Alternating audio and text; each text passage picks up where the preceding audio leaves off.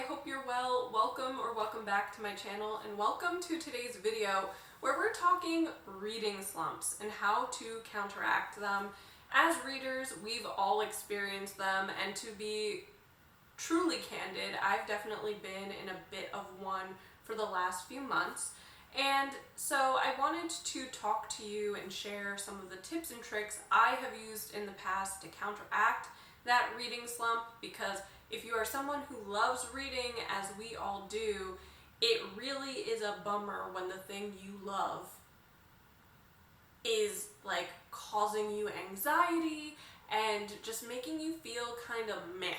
So this is to help you if you're experiencing a reading slump or if you need advice in the future. It's also a video that I'm using to hold myself accountable, reminding myself that these are the things that have worked for me in the past and trying to use them when I start planning out my August TBR, which will be the first monthly TBR that I've had in a while on this channel. So please hold me accountable, but why don't we dive right in? All right, so the first tip I have is to recognize the cause of the reading slump. And that can sometimes be easier said than done, but a lot of the time, the reading slump is a symptom of something else that's going on in your life. And I can give you two examples. So one of my biggest reading slumps was right after I left book publishing. I had been working at a literary agency for 3 years. I was an assistant, and so we were requesting manuscripts from unpublished authors, and my job was to vet them, which means that we were requesting books that my bosses were interested in, but weren't necessarily things that I personally enjoyed or would have picked, but I still had to read them. And unfortunately, as like harsh as it sounds, a lot of the manuscripts that you get as a literary agent are not up to par. Unfortunately, a lot of people who want to be authors don't necessarily have the chops for it. So you were reading a lot of stuff that wasn't your cup of tea, but you were also reading a lot of kind of not great writing in general, but it was taking up all of my reading time, because you weren't doing this reading during the 9 to 5 at the office. No, you were doing this on your weekends. You were doing this on your evenings, on your commutes. It literally became all of my reading for 3 years. I had very limited time to actually read for myself, read things that I was excited about. So the cause of that reading slump was burnout. I was just exhausted once I left book publishing. I was a little bit jaded on the publishing industry as well, but it was truly burnout from the 3 years experience. So I ended up having a slump that I want to say lasted like close to 2 years, where I was still going to Barnes & Nobles and picking up books because books still excited me, but I couldn't finish a book. I would start a book and it wouldn't hold my attention, and I would just put it aside. And a lot of those books I've actually ended up unhauling since starting this channel. But in that case, that reading slump was burnout. Today, the reading slump that I'm experiencing, I think is just because my like mental reserves and my emotional bandwidth that I normally keep for the books that I read, which tends to be a little bit heavier, more serious.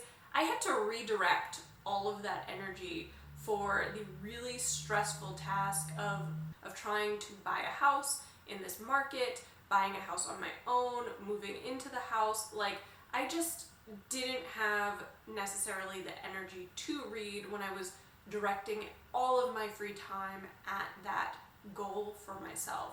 So it ended up being a case of my habit of reading kind of fell to the wayside, was not the priority anymore, and now I need to like get back into the swing of things. I need to make sure it's part of my routine, and it takes time, because for me, I always think of reading kind of like a muscle. So if you're someone who goes to the gym all the time and you stop because maybe you were sick, or you had like an injury, or life just got really busy. So if you stop going to the gym, that first time you go back, it's gonna suck. It's gonna take work, and it takes a little time to get back to that previous level of like activity. So in this case, I just had reprioritized my life. Reading had to take a back seat to something else, and now I'm not in the habit of reading daily. So that's the cause of my reading slump today. So recognizing what might be causing you to not pick up books or not enjoy books that you're reading is really important, I think, in addressing the issue as a whole. Next is to be gentle with yourself. Like I just said, a lot of the times reading slumps are because of something else. So you might be really, really busy with work, which means that you're really tired, or you're busy with your family. You might have stuff going on in your personal life, your relationship with your significant other, or your family, your colleagues, your friends, what have you. Like, there's stuff that might be really draining for you physically, mentally, emotionally. So you don't want to like put the added pressure of like goals for yourself for reading. Like, forget about your Goodreads reading challenge or your Storygraph one. Forget about like book club picks or, readathons or any of those types of things. Like, put that all on the back burner for now, because you don't need to add more stress to your life. Like, this is a time to take care of yourself, to remember that reading was something you did to de-stress, so don't make it something that stresses you out. And that is really important if you've recognized that what's causing the reading slump is something that is impacting your well-being. And sometimes reading slumps are just because you've read a series of books that unfortunately did nothing for you, or they're kind of meh or downright awful. But sometimes, as in my case, it might be something more. So be gentle with yourself. Next, set aside time for reading. And this might seem counterintuitive because I just said don't like put pressure on yourself, like don't worry about that stuff. But I'm someone who is very routine driven. And so if you're like me, it does actually relieve stress to have a set routine in place. And for me, that has always included reading, with the exception of recent months. So this is just a way for you to like have it on your mind that you want to read, and whether or not you're able to, at least the intent is there. But it doesn't necessarily mean sitting down to read for an hour and saying, I'm gonna read X number of pages or whatever. It might be that you're going to listen to an audiobook on your commute instead of like your playlist or a podcast, or you might be cleaning, and instead of like looking over your shoulder to see what's playing on your TV, you actually are listening to an audiobook. Or, I'm a morning person, so it might be setting aside like 30 minutes to read right now at the start instead of the hour and a half that I'm used to. But that's if you are someone who thrives on routines and making those habits. Like, that's not for everyone. So that is very much like a you do you thing, but I know that it helps me. Next, I feel like is super, super obvious, but it's to read what you love.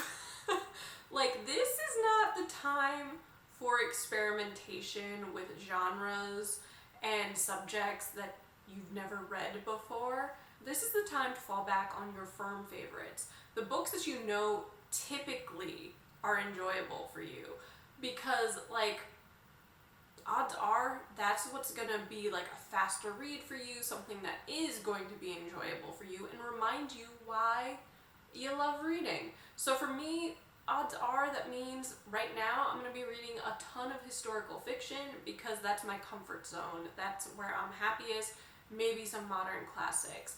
It might mean revisiting an author that I love, Sarah Waters, Daphne du Maurier, Irene Nemirovsky, any of those authors that really, really just make my heart sing. It might be picking up the next book in a series that you've been reading because you're already kind of entrenched in that world, and so maybe that'll help you. But this is just the time to, once again, read those things you love because they will make you love reading once again. And on a similar note, maybe contemplate rereading a favorite. These are the books, you know, that made you love being a reader. Like, they made you fall in love with reading. They blew your mind, as it were. They might be books that you've already reread a few times, or it may be the first time you attempt to read this book. But there's just something really comforting about picking up a book that you know you're going to enjoy. And so for me, that might be picking up Rebecca by Daphne du Maurier, which is a book that I have reread multiple times, or The English Patient by Michael Ondaatje, Moon Tiger by Penelope Lively, which I know I just read at the beginning of the year, but it hit me in the feels in all the right ways. It might be rereading Gone with the Wind by Margaret Mitchell, which I've probably read a half dozen times at this point in my life. But those are books that brought me so much joy and still bring me joy that it's a nice sort of fallback plan, as it were. However, my next tip and advice would be to avoid tomes. So considering I'm in a reading slump, I wouldn't necessarily pick up Gone with the Wind, which is well over 1,000 pages. And that's just because it's like a psychological thing. Like, yeah, it might be a 1,000-page book, but it takes time to read a 1,000-page book. That's not something that I'm going to accomplish in like a day or two. Psychologically, I will feel better about myself and feel like I've accomplished more if I read 3 books that are like 300 pages in that same amount of time. So psychologically, it just gives you like this sense of accomplishment if you are reading more books. So when I am in a slump, I tend to pick up the shorter books in my collection, sometimes plays, because I know I can sit down for an hour and a half, 2 hours, and read that, and it'll be done, and accomplishment. I might pick up one of my essay collections or something like that, because that, again, there's a sense of accomplishment when I sit down and finish an essay. It's kind of tricking yourself into picking up a momentum and a pace that you're comfortable with. So that's my advice on tomes, and that is someone who loves tomes. Like, I do. I love big books. Like, I really, really honestly do. But now is not the time to attempt one or to tackle one. The next tip number 7, is to read the faster paced books and the lighthearted ones. Like, focus on those. And that's difficult for me because honestly, I really do love those hard-hitting, emotional books. And I'm someone who is also very into the slow-paced books, the character-driven stories. So this can be a little bit harder for me, but when I'm in a reading slump, like, I probably am not going to pick up a Sarah Waters book, because as much as I love Sarah Waters, I know that her books take some time to get into. It's a slow build. And I, right now, in a reading slump, need books that I can just dive right into. I need to be completely engaged from the beginning, or I'm not going to pick up the book. I'm not going to read it as frequently as I should. Like, I need those books that are just gonna, like, they're gonna grab me from the jump. And so a lot of the times when I'm in a reading slump, I'll pick up like historical romances, which to me are lighthearted. They're faster paced. They are a lot of the times character driven, but there's like it's also can be a little plot driven too. I might try to gravitate towards books that are more plot driven than character driven if I can find any that really interest me. It's just, you need books that, again, you're kind of tricking yourself into building up this momentum And so a faster paced book makes you feel like you're moving through a book faster. In a lighthearted book, there's just something that kind of is cozy again and comfortable about it. And so that can just help matters. So fast-paced books, lighthearted books, those are the things that I do try to gravitate towards when I'm in a reading slump, because it's just a little bit more digestible sometimes. Next, tip number 8, audiobooks, my friends. They will be your best friends if you are in a reading slump, and they have truly been my friends the last month or so, because that's literally all I've been able to read because I only just got my books out of boxes. But audiobooks are great because you don't need to like physically invest time in sitting and reading a book, like lying in bed with a book or an e-reader or a chair or whatever. You can read and listen to a book. You can accomplish something while you're doing other things. So you can listen to it on your commute. You can listen to it while you're cleaning the bathroom, or you're chopping vegetables, or folding laundry. Like, you can do it and still take in the book while also doing other things. It's really helpful, I think, too, in helping you to get back into the habit of reading, because even for me in the last few days, I've been listening to an audiobook, Vita Nostra, which I'm listening to for the Found in Translation book club. Instead of like grabbing a book off my bookcase, I've just been sitting in bed and listening to that for an hour in the morning. And that, for whatever reason, just feels easier for me right now than actually sitting up with a book like I normally would.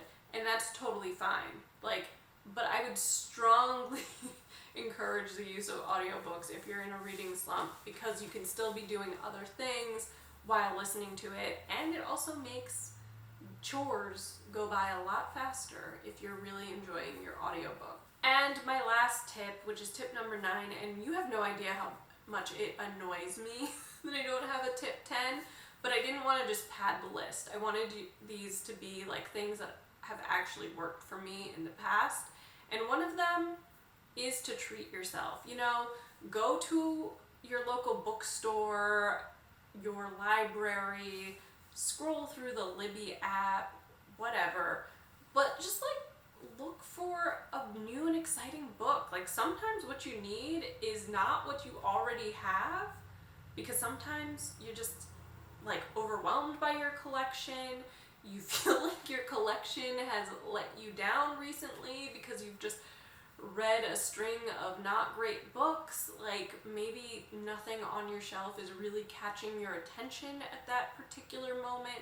Like, go find something that is. Like, you might just be walking around the bookstore and suddenly, like, there's this sort of moment where a book really catches your eye because of the cover, because of the author, because of the blurb on the back, whatever it is. Like, sometimes you just need that shiny new object to jumpstart you. So I would say treat yourself if you can. It doesn't mean you have to buy a book. Like I said, it could honestly be going to the library. It might be borrowing a book from a friend. Like, I've had a couple friends recommend to me, oh my god, what is the book? Hold on one second. I've had 2 friends recommend Lessons in Chemistry by Bonnie Garmus to me in the last couple of weeks. Unprompted, mind you. One of them is Katie from over at Katie Reads and Rants. Another is a writer friend of mine, Liz. Both of them read the book within weeks of each other, and they don't know each other, and both of them were like, you need to read this book. So sometimes it's a recommendation. I had also been recommended Only When It's Us by Chloe Lisi, which was from the Roomies Digest. Christine recommended it to me. So get recommendations for books and read one of those. Like, just give yourself a little treat, you know? But anyway, those are the things that I have done in the past to help me get out of a reading slump. Sometimes it's all of those things, sometimes it's just a combination. It really depends on how severe of a reading slump you're in.